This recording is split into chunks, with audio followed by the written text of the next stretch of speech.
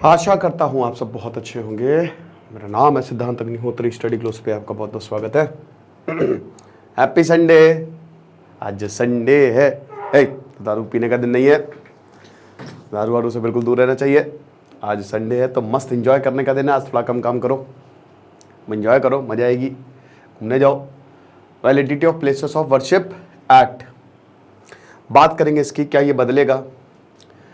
तो थोड़ा 3-4 दिन पुरानी न्यूज़ है, बट मुझे लगा कि आपको बता देता हूँ। जीएस पेपर 2 बहुत ही इंपॉर्टेंट है ये।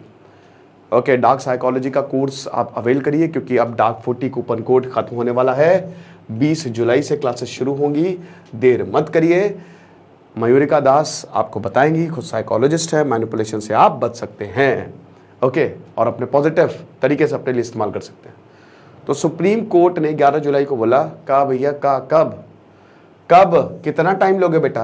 सफिशिएंट टाइम दिया, चलो 31 अक्टूबर को दे दिया, लेकिन अब बता देना हमको, अपना स्टैंड जो है वो क्लैरिफाई कर लो। मैं आपको पूरा यहीं पे ही समझा देता हूँ आखिरकार क्या है। देखो, प्लेसेस ऑफ वर्शिप एक्ट ये 1991 में आया था। लाठी डंडा खाएंगे, मंदिर वहीं बनाएंगे, ठीक है। तो ये अयोध्या राम जन्मभूमि का उस समय विवाद बहुत ज़्यादा चल रहा था। तो सरकार को लगा, पीवी नरसिम्हा राव उस समय प्राइम मिनिस्टर थे, कि मुश्किल हो जाएगी और अयोध्या विवाद के बाद तो और बड़ी मुश्किल हो जाएगी, ठीक है। तो बेस्ट यही है कि हम एक एक्ट लेके आए जिसमें हम ये बोल दें कि अभी फिलहाल जो था वैसा है, मतलब स्टेटस को बना रहेगा। मतलब सेक्शन 4 इसका सबसे ज़्यादा इंपॉर्टेंट है। सेक्शन 4 सब क्लॉज 1 यही कहता है कि 15 अगस्त 1947 ये डेट है। मतलब 15 अगस्त 1947 को मान लो, जैसे हम एक एग्जाम्पल लेते हैं, एक कोई मंदिर हुआ करता था, ठीक है, कोई जैन मंदिर था। मान लो कोई जैन मंदिर था, आज से 2000 साल पहले, 1000 साल पहले इसको तोड़ के मंदिर बनाया गया, फिर इसको तोड़ के एक मस्जिद बना दी गई, ठीक है। तो ये 1000 साल से चलता चला आ रहा है, एक एग्जाम्पल है ये। अब यहां पे ये बोला है कि देखो, हमको ये नहीं फर्क पड़ता 1000 साल पहले मस्जिद था, गुरुद्वारा था, क्या था वो, हमको ये फर्क नहीं पड़ता। हमको ये फर्क पड़ता कि 1947 15 अगस्त को ये क्या था। अगर 15 अगस्त 1947 को ये एक मस्जिद था तो ये मस्जिद ही रहेगा, अब इसको कोई बदलेगा नहीं। अगर ये मंदिर था तो मंदिर रहेगा, इसको कोई बदलेगा नहीं। अगर ये गिरजाघर था तो गिरजाघर रहेगा, इसको कोई बदलेगा नहीं। बस इतना समझो। तो 15 अगस्त 1947 में जो भी वो है वही रहेगा वो, ऐसा नहीं कि इसको तोड़ के तुम कुछ भी बना दो। सेक्शन 4 सब क्लॉज 2 कहता है कि इससे रिलेटेड अगर कोई भी प्ली आएगी तो उसको खारिज कर दिया जाएगा, या जो भी प्ली चल रही होंगी उसको खारिज कर दिया जाएगा। सेक्शन 4(3) ये कहता है कि अगर मान लो कि कोई 150-200 साल पुरानी कोई बहुत पुराना अगर मान लो बिल्डिंग है और उसने वो ASI ने, आर्कियोलॉजिकल सर्वे ऑफ इंडिया ने उसको मॉन्यूमेंट, हिस्टोरिकल मॉन्यूमेंट घोषित कर दिया है, भले वो मंदिर हो मस्जिद हो, तो वैसे ही रहेगा, यानी कि उस पर कोई क्लेम नहीं कर पाएगा, ठीक है, वो ASI का है। तो ठीक है, अब आप बोलेंगे सर अयोध्या राम जन्मभूमि, फिर राम मंदिर तो बन रहा है। राम मंदिर एक एक्सेप्शन है, क्योंकि बहुत समय से केस चल रहा है, ये अंग्रेजों के जमाने से केस चल रहा है। तो राम जन्मभूमि अयोध्या का इकलौता एक एक्सेप्शन था, ठीक है। ज्ञानवापी मस्जिद पर भी विवाद चल रहा है बहुत ज्यादा, ठीक है। मथुरा में विवाद चल रहा है, हमको पता है।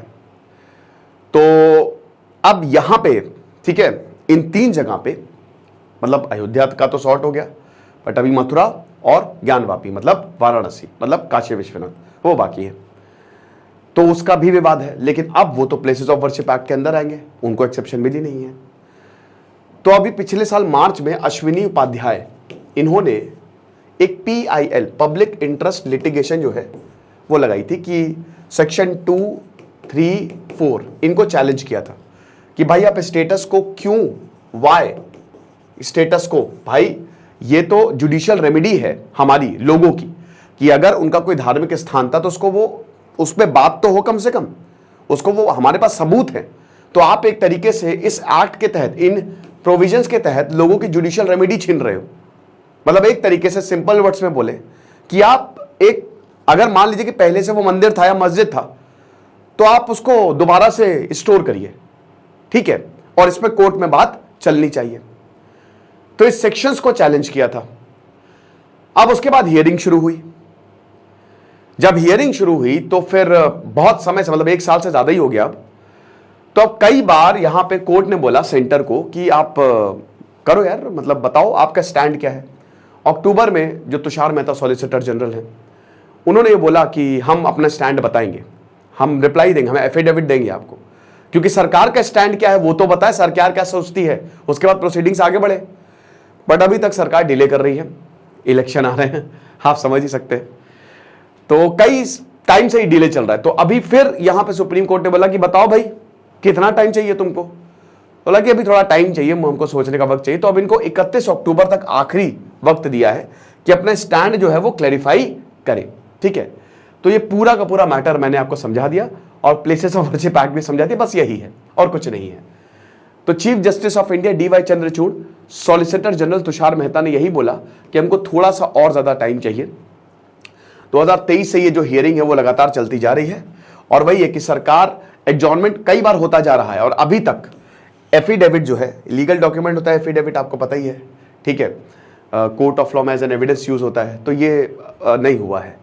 तो कोर्ट वही कि प्लेसेस ऑफ वर्शिप एक्ट जो मैंने आपको बताया, इसको तो दोबारा रिपीट नहीं करूंगा, 1991 को इन सारी चीज़ों को मतलब ये चैलेंज किया, ठीक है, और ये बहुत टाइम से जो है वो चल रहा है। PV नरसिम्हा राव जो है, जब राम मंदिर एजिटेशन चला था तब ये प्लेसेस ऑफ वर्शिप एक्ट एक लेके आए थे, और जो मैंने बताया ये सारी चीज़ें यही लिखी है, सेक्शन 4, सेक्शन 2, सेक्शन 3, बेसिकली आपको ये यही बता रहा है कि 1947 में जो था हम उसको बदलेंगे नहीं, प्रॉब्लम हो जाएगी, ठीक है ना। एग्जेम्पशंस, राम मंदिर जो अयोध्या का है, ठीक है, वो इसमें एग्जेप्शन था, ठीक है। अब आप एक चीज़ समझो, पेनाल्टी कितनी है, 3 साल तक। अगर आप ने कुछ भी उल्टा सीधा काम किया तो 3 साल अंदर।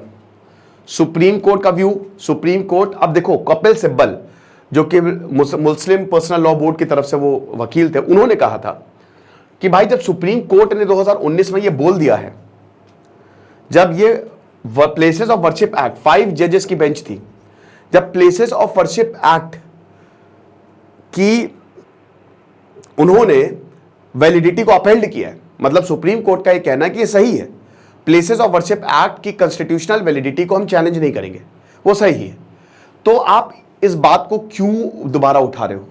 इस प्ली को लाने का मतलब ही क्या है? ठीक है, ये चीज है। तो सुप्रीम कोर्ट ने इसको अपहेल्ड किया था।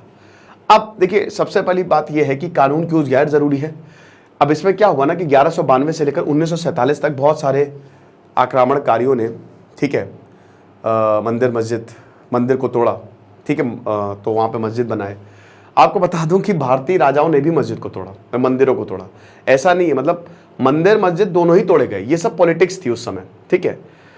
तो अब यहाँ पे यही बोला है कि जो मूल स्थल था, जो हमारा पूजा स्थल था, आपने अब कह रहे हो कि आप वैसा नहीं करोगे, तो ये तो गलत है, ये हमारी आस्था से छेड़छाड़ है और ये एक तरीके से गैर कानूनी है ना, कि भाई मतलब उस समय अगर मंदिर था उसको तोड़ के मस्जिद बना दिया तो है तो गलत, और आप बोल रहे हो कि उसको बदलोगे नहीं, तो ये एक्ट तो एक तरीके से गलत ही है, ये तो हमारी आस्थाओं से छेड़छाड़ है, समझ रहे हो।